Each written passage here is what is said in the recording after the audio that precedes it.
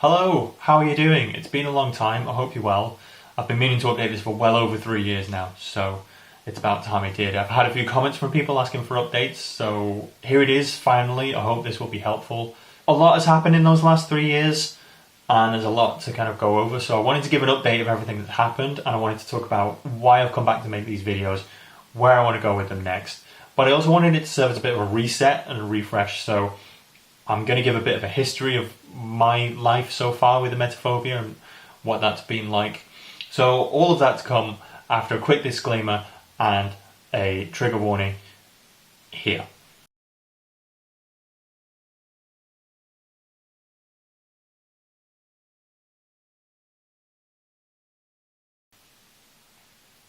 So for me, my life with emetophobia really started when I was about 18. I'm sure it dates back to before that, but that was around when I started to recognise I had a problem.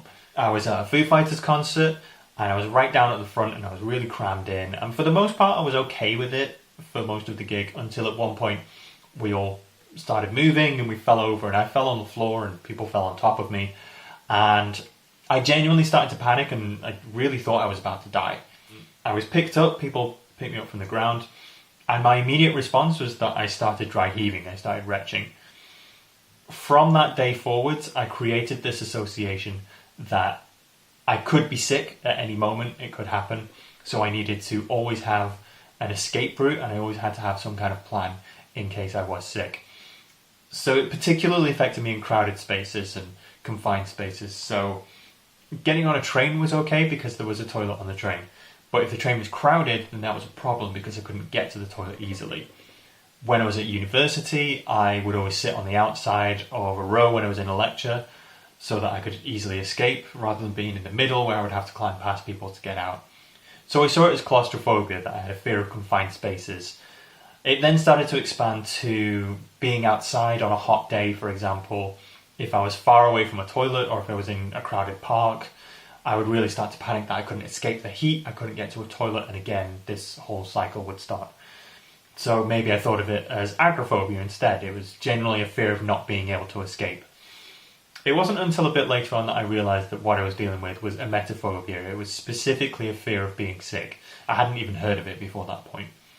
But generally, day to day, I was okay. I was able to go to university, I was able to go to work, I had a job for several years, then I would have to go 5 times a week, and it was fine. It was around 2017 that I left my job to go freelance, and that was when things started to get worse, because now I didn't have this reason to leave the house very often. My comfort zone started to shrink. I had a girlfriend at the time, and I would go and sleep over at her house, and that was actually around the last time, one of the last times that I was sick, that I actually threw up, and it was at her house. And I was actually okay with it. It wasn't a huge deal, but that experience wasn't enough to rewrite this anxiety and this fear that I had. Later in 2017, I kind of packed up my life and moved down to Brighton on the south coast of England. And that was when things started to get a lot worse, because now I didn't really know anyone in Brighton. I didn't really have any kind of social life. So again, my comfort zone started to shrink even more. And that was around the point that I actually started to get some proper therapy, some cognitive behavioural therapy, CBT. That was really helpful. That definitely helped me understand more about anxiety and how it works. I'd already been doing a lot of research into it myself before that, but it helped me recognise my own safety behaviours, the things that I was doing that were enabling my anxiety to get worse. And I started to wean myself off those things and change the behaviours so that I could rewire these thoughts in my head. So that was quite helpful. I definitely started to make progress. In my last update, I said that I was going to go to a festival, which was going to be a big challenge for me, again, because I was not very comfortable with travelling. The short story is I didn't make it to that festival. I didn't really do much travelling at all that year. I was trying to avoid going anywhere. So I was still struggling with things, but I had at least made a bit of progress. Around that time, I was in a relationship with someone who also struggled with anxiety, and I think we fed into each other a bit and we enabled each other rather than being supportive as such. So that relationship didn't really work out. And it was around that time that I decided that maybe living in Brighton wasn't working out for me, and I was going to move back north to be around my friends and family. But instead, I ended up meeting someone new, and that again gave me a bit of a challenge to deal with, because I started to, we would go around to each other's homes, and I would have to try and have a bit of a social life together when we go out to dates and things like that. And I ended up staying in Brighton for a bit longer, and we ended up getting a place together. We had a nice flat together, but I was still struggling a lot with what was going on. I still had this problem with emetophobia, so I decided that I would go back to therapy again to try and refresh my mind and give it a bit of an update.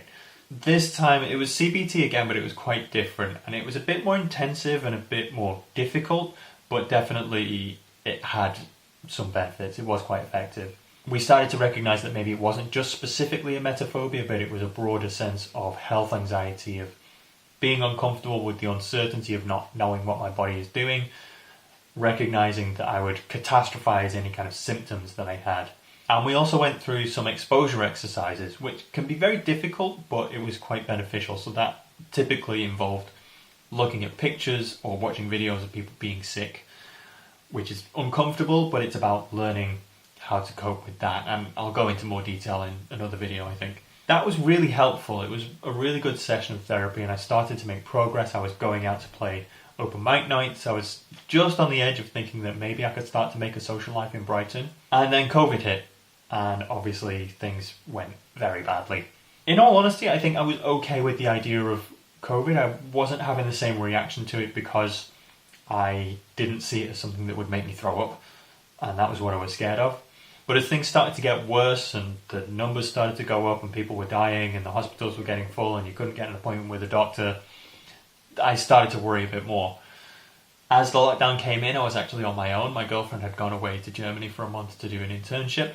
She stayed there for another 2 months when the lockdowns came, so I was stuck at home on my own, and that was very difficult. I was quite afraid. That was around the same time as well that I had my last phone appointment with my therapist, and from there I was kind of on my own. So it was unfortunate because now I had even less opportunities to expand my comfort zone, and I had to learn to live with the fact that there was a deadly virus around, so it was very difficult. It was very scary. But as the lockdown started to ease a bit and the numbers started to come down that summer, we started to try and go out wherever we could. We'd go for meals sometimes, or we'd go running, for example, along the seafront, and then we might go for a swim as well, which 3 things that I'd struggled with before, eating in public, exercising, all these things that I saw as potential ways to make me sick. I was starting to do those. So I was taking the opportunity that I could, but there weren't that many. Later on that year, it came to the point where my girlfriend wanted to move back to Germany, and I was left with the choice of either going along with her to a whole new country where I didn't know how anything worked, or I could move back up north to be with friends and family, or I could find a new place in Brighton with total strangers. And I kind of wanted to stay in Brighton at the time. I really liked it there.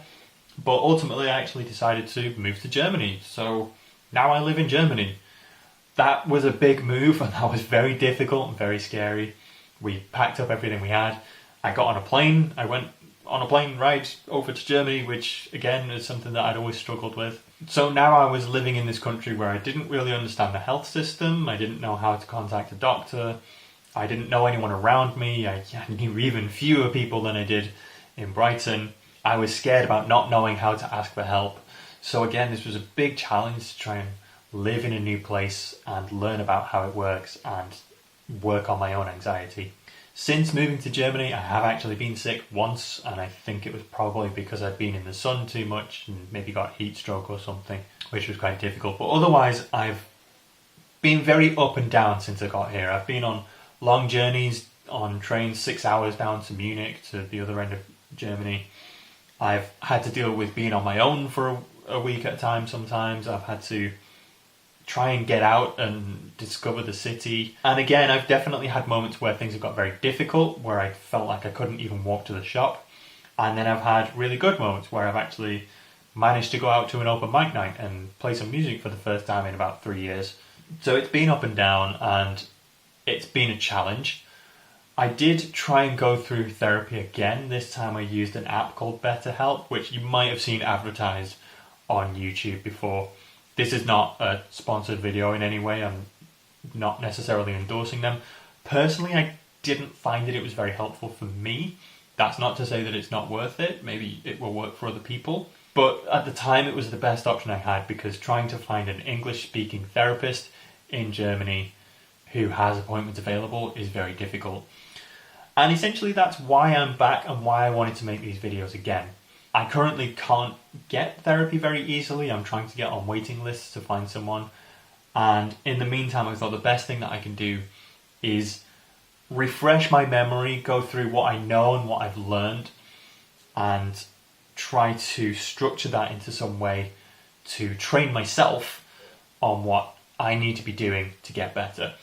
And I wanted to share it with people because I thought maybe other people will find it helpful, and hopefully you might be able to learn something too. So over the next few videos, that will hopefully be over the next few weeks rather than the next few years, I'm going to try and break down anxiety and fear and all of the things that I've learned through all of the therapy sessions that I've gone through. And I'm hoping that it will be useful to people. I'm not a therapist, I am not a replacement for therapy, and I think anyone who is struggling with this should be reaching out to get some professional help. But hopefully by doing this, I can give people a bit of an insight into what therapy does, what it's like, how it works, and how you can also start helping yourself in the meantime and in between while you're getting therapy. So I look forward to hearing from you if anyone's out there watching. I look forward to actually making the content that I've been saying I'm going to make all this time.